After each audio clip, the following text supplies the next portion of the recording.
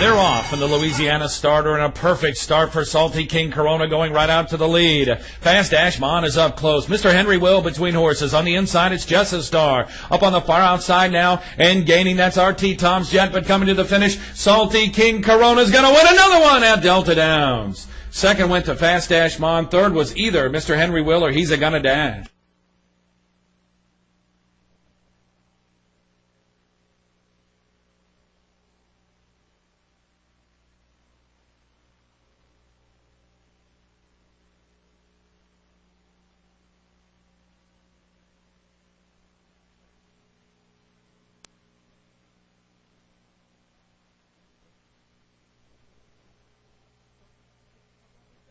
Unofficial top two finishers have been posted.